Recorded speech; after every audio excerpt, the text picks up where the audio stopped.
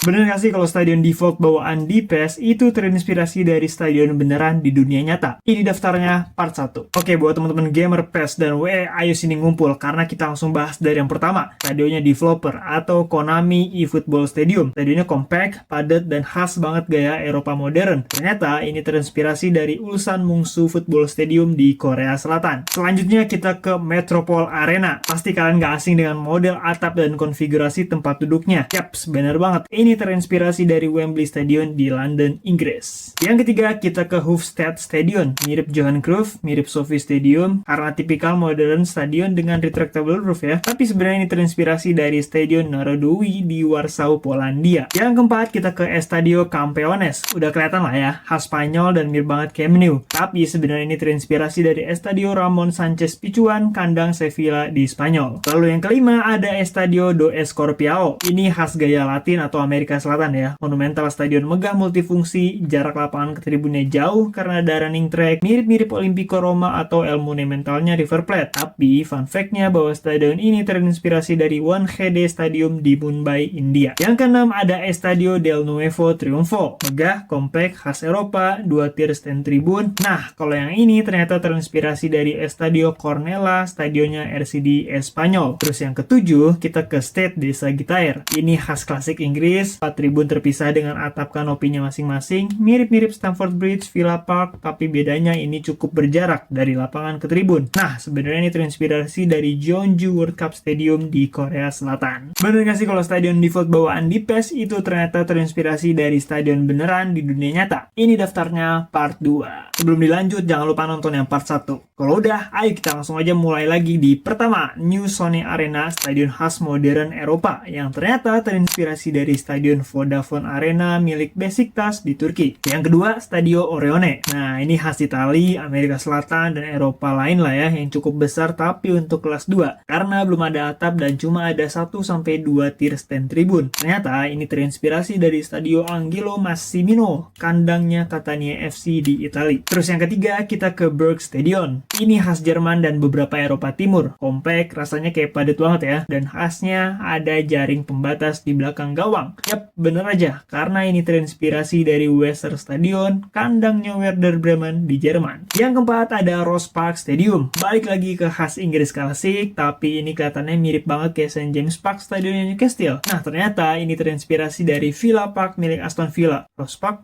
Villa Park?